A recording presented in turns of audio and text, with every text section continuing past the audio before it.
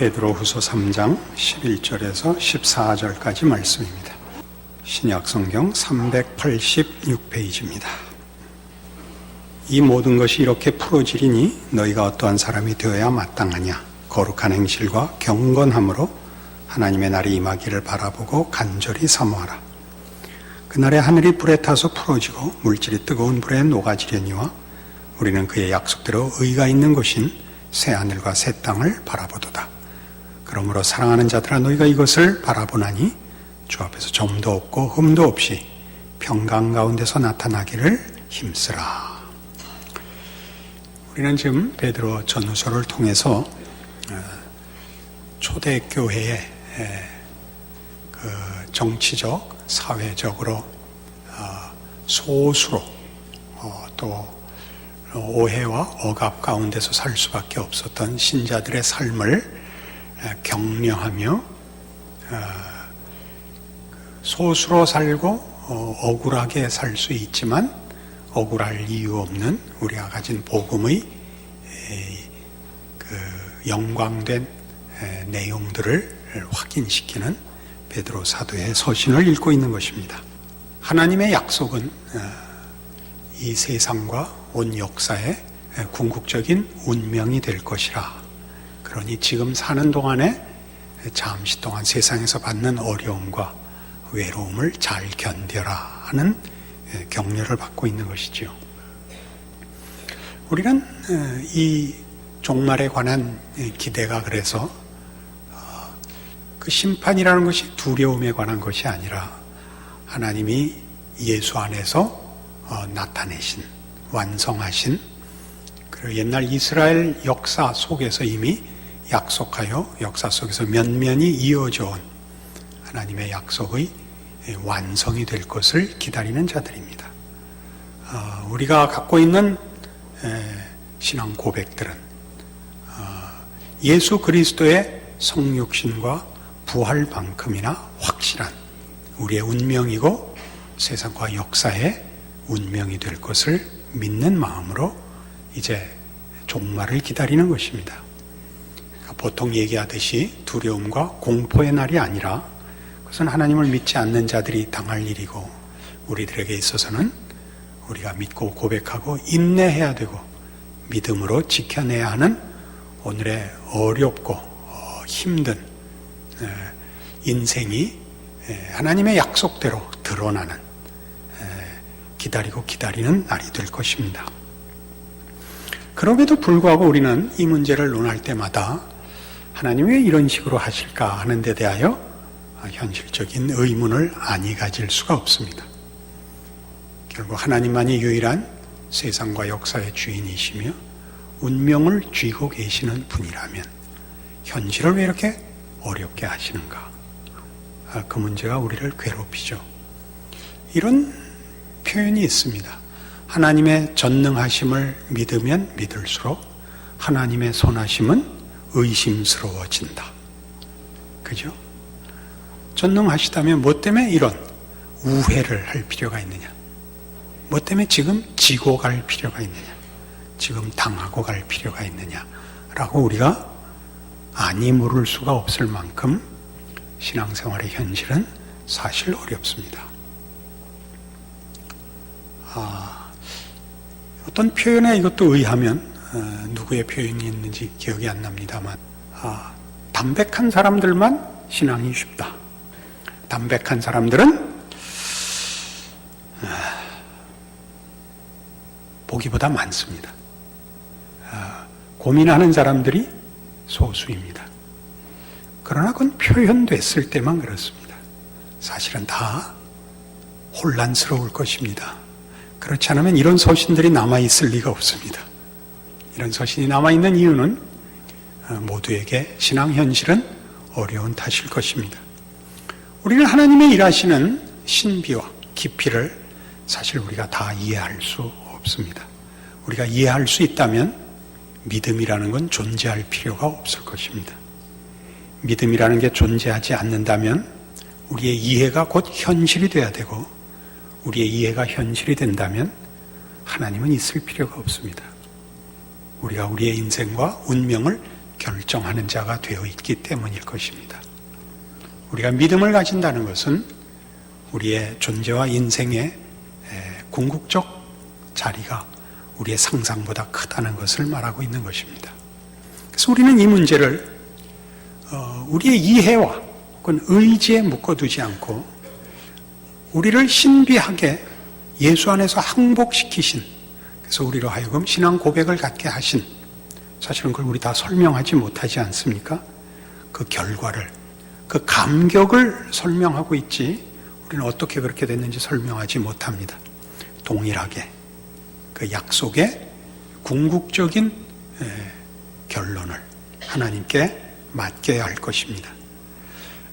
그러나 이렇게 맡긴다고 해서 우리는 아무 생각도 안 하고 아무 노력도 안 해도 되느냐 하는 문제는 아닙니다. 우리는 생각해서 정리해야 하고 그리고 그렇게 열심히 순종해야만 합니다.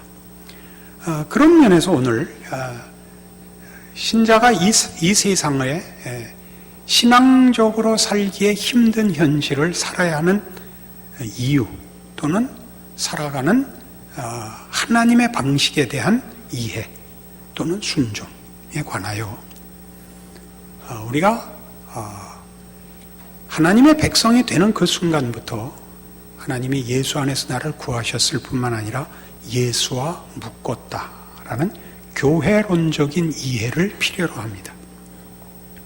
교회론적인 이해를 한다는 것은 우리가 예수 안에서 묶여 있기 때문에 우리의 삶의 방식, 생각 또는 따라야 할 모범, 원칙 모든 것이 예수 그리스도께 있음을 말합니다. 그것은 다시 말해서 세상 방법과는 다른 것입니다. 세상 방법과 배타적일 뿐만 아니라 세상이 만들어낼 수 없다는 데 더 큰 의미가 있습니다. 그건 하나님만이 예수 안에서 주실 수 있는 것이지 세상이 줄 수 없는 것입니다. 우리는 오늘 본문에 14절에 보는 바와 같이 그러므로 사랑하는 자들아 너희가 이것을 바라보나니 주 앞에서 점도 없고 흠도 없이 평강 가운데서 나타나기를 힘쓰라 하는 결론적인 권면을 받고 있습니다. 이 점도 없고 흠도 없는 것은 주 앞에서입니다. 우리 하나님 앞에서입니다. 예수 그리스도 안에서입니다. 그것은 세상이 주는 것, 세상 앞에서 증명할 것, 세상 앞에서 평가받을 것 아니라는 뜻이죠. 그것을 우리는 살아야 됩니다. 그걸 위하여 모든 하나님의 백성들은 예수 그리스도와 묶여 있습니다. 에베소서 4장으로 가십시다. 에베소서 4장 13절 우리가 다 하나님의 아들을 믿는 것과 아는 일에 하나가 되어 온전한 사람을 이루어 그리스도의 장성한 분량이 충만한 데까지 이르리니 이는 우리가 이제부터 어린아이가 되지 아니하여 사람의 속임수와 간사한 유혹에 빠져 온갖 교훈의 풍조에 밀려 요동하지 않게 하려 함이라. 오직 사랑 안에서 참된 것을 하여 범사에 그에게까지 자랄지라. 그는 머리니 곧 그리스도라.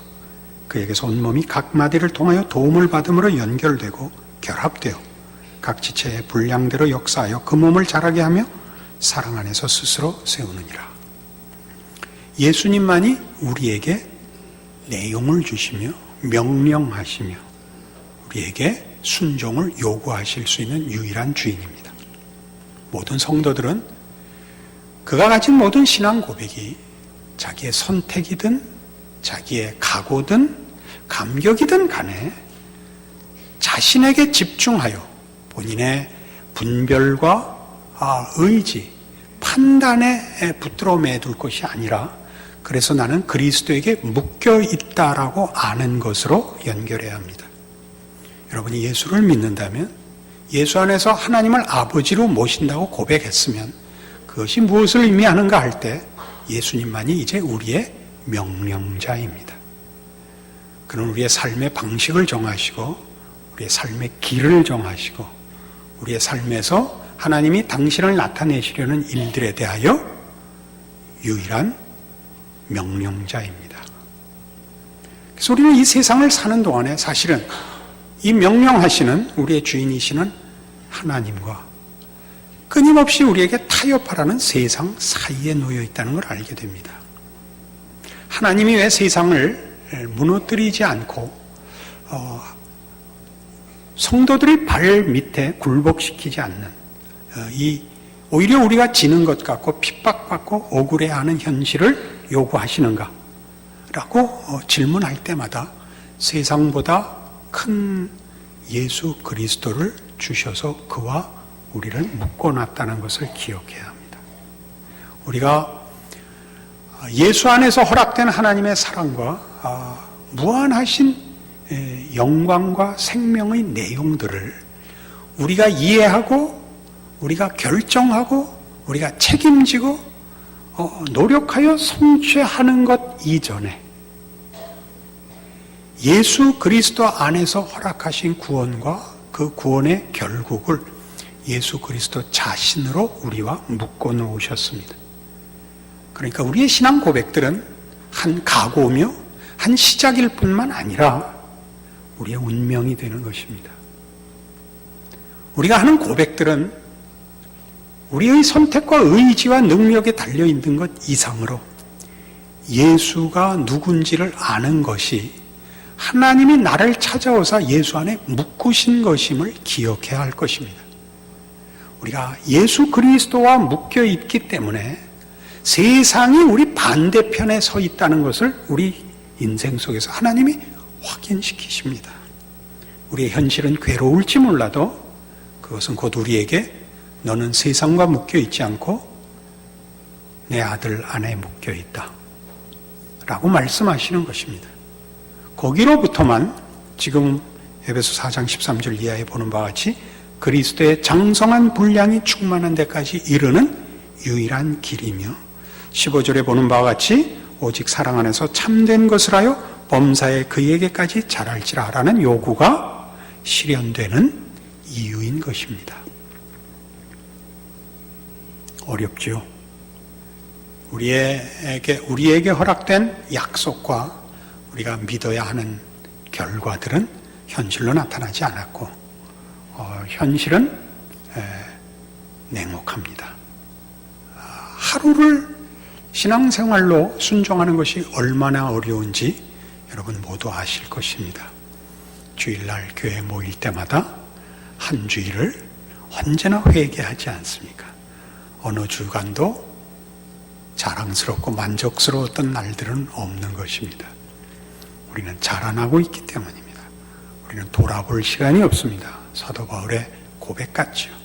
우리는 푯대를 향하여 부르심대로 부르시고 역사하시는 이 안에서 지금도 앞으로 푯대를 향하여 달려가고 있고 인도받고 있고 붙들려가고 있습니다.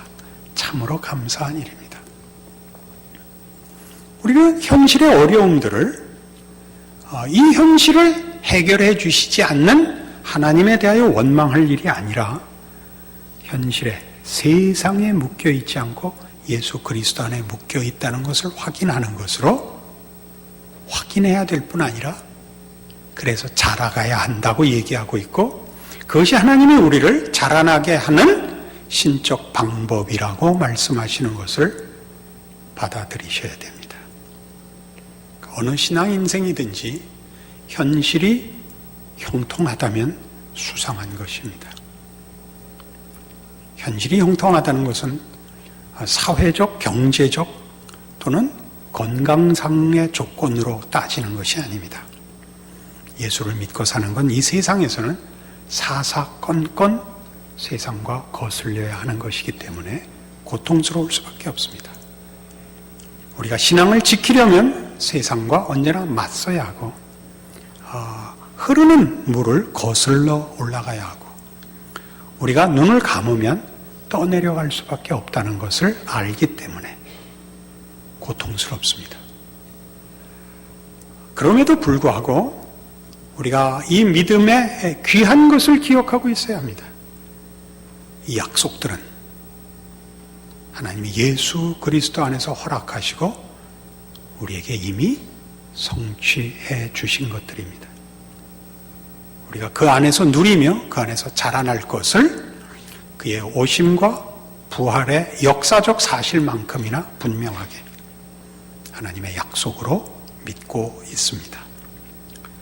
또 하나 기억해야 할 것은 이러한 우리의 수고와 이 세상의 거스르는 현실 속에서의 고통이라는 것이 다만 부정적이지 않고 또 소극적이지 않고 적극적인 의미가 있다 하는 것을 개개인이 알아야 될 뿐만 아니라 보이는 교회로서 보이지 않는 교회로 각 개인이 그리스도와 연합되어 각자가 그 영혼의 인도함을 받고 영적인 싸움을 하는 현실과 자기의 삶뿐만 아니라 믿음의 공동체로 모이는 보이는 교회로서의 책임이 있다는 것을 아셔야 됩니다. 이 세상이 인간에게 영원한 답을 줄 수 없고 예수 안에서만 하나님이 주실 수 있다는 것을 드러내는 일을 위하여 하나님은 보이는 교회를 요구하고 있으십니다. 이 속에서 우리는 세상과는 거스르는 부정적이고 소극적인 싸움밖에 할 수 없다면 여기서는 우리가 적극적인 책임을 져야 하는 것입니다. 사람이란 어때야 하는가? 진정한 인간성의 회복 또는 정체성이 어디에 있는가? 그 존엄함이 무엇인가를 마음껏 협력하여 협조하는 것이죠. 오케스트라 같이 말이죠. 그것이 교회입니다. 우리 각 개인이 그렇듯이 교회도 늘 세상 속에서는 언제나 소수파의 지위를 지켜오고 있습니다. 교회가 세상을 장악한 적은 역사상 잠시 서구에 있긴 했지만 대부분의 시간을 교회는 세상 풍조와 세력 아래 늘 고난을 당하고 있고 외면을 받고 있고 거스름을 받고 있습니다. 그러나 이 세상의 유일한 답은 인생과 세상과 역사의 유일한 답은 예수님밖에 없습니다. 그것을 나타내야 하는 것이 우리들의 책임이기 때문에 우리는 이 세상 속에서 하나님의 자녀이되 하나님의 전능하심 이상으로 하나님의 선하심과 자비하심을 위하여 지금 부름받고 있는 인생임을 기억해야 합니다. 산 위에 있는 동네가 숨기지 못하리라. 이것이 교회입니다. 세상은 우리를 놀릴 수 있습니다. 조롱할 수 있습니다. 모르기 때문입니다. 저들의 영혼의 그 갈급함을 어디에서 답을 찾아야 하는지 저들이 모릅니다. 우리는 그 문제에 대하여 답을 허락받은 사람들입니다. 우리가 빛을 비추어야 합니다. 우리가 쫓아나가서 무엇을 하는 것으로 그것이 훨씬 적극적인 것으로 보이죠. 선교하고 전도하고 봉사하고 구제하고 중요한 일입니다. 그건 뭐 어떤 이유로든 핑계 댈 수 없는 신자들의 가장 첫 번째 의무들일 것입니다. 그러나 사실은 그렇게 하기 위하여 우리는 신자된 정체성을 지켜야 합니다. 신자된 정체성을 지키는 사람들의 공동체의 세상과 다름을 보여내야 됩니다. 그것은 다만 윤리와 도덕의 문제가 아니며 종교성의 문제만도 아닙니다. 우리가 열정을 갖는다든가 헌신한다든가 많은 능력을 바친다든가 하는 것에 있는 것이 아닙니다. 그렇게 하는 본인, 그렇게 하는 각자의 존재가 예수 안에서 하나님이 만들어낸 사람, 예수 안에서 허락된 약속과 목적을 향하여 인도되고 있는 자로서의 그 정체성을, 그 내용을 보이고 있는가? 보이기 위하여 애쓰고 있는가? 그 애쓰는 일을 울며 애통해하며 안타까워하며 회개하며 거듭 붙잡고 있는가를 나타내야 됩니다. 멋지게 나타내는 것으로 다 된다고 생각하시면 안 됩니다. 사람의 진정한 위대함은 자신의 부족함을 고백하는 데 더 크게 드러납니다. 우리는 어떤 사람의 성공보다 실패해서 더 많은 것을 배웁니다. 어떤 사람이 권력을 휘두르는 것보다 다른 사람 앞에 무릎 꿇어 섬기는 데서 우리는 한 인격의 무한히 위대한 것들을 만납니다. 하나님이 교회에 그것을 요구하고 있습니다. 우리는 권력을 갖고 싶습니다. 큰 소리를 치고 싶단 말이죠. 현실을 해결하는 것으로, 마음의 평화를 주는 것으로, 신앙이라는 것이 늘 능력이기를 바라고 있습니다. 그럼 서두로 돌아오게 됩니다. 하나님의 전능하심은 왜 현실화되지 않는가라는 문제가 남습니다. 왜 그런다고요? 하나님의 거룩하심은 그 아들의 십자가에서 가장 크게 드러났습니다. 우리에게 그걸 요구하고 있죠. 우리 현실의 어려움은 뭐죠? 우리는 모두 갈급하고 모두의 위로와 도움을 필요로 하는데, 예수를 믿는다고 하면서 우리는 자기를 벗어나 다른 사람 앞에 무릎을 꿇을 수 없는 존재라는 사실에 있습니다. 가슴 아픈 현실입니다. 신앙의 현주소지요. 교회는 이 문제를 다루어야 합니다. 이 문제를 서로 고백하고 위로하고 손잡고 같이 가줘야 됩니다. 그게 없으니까 피상적이 됩니다. 명분만 있고 사업만 있게 됩니다.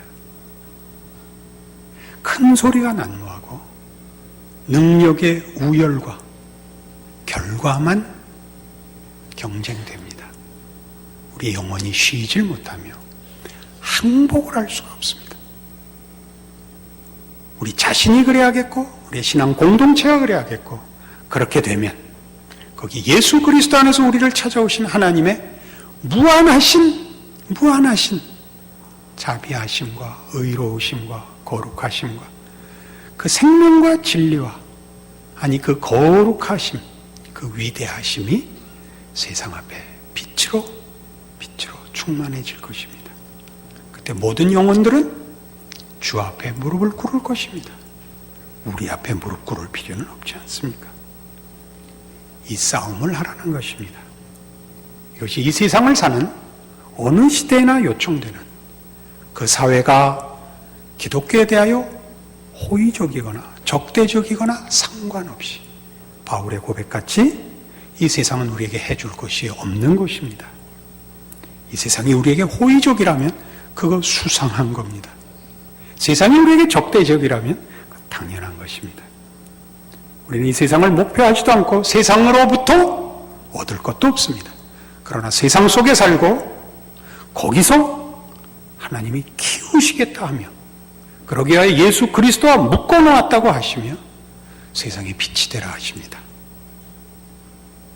그렇게 사십시오. 그렇게 살기 위하여 우십시오.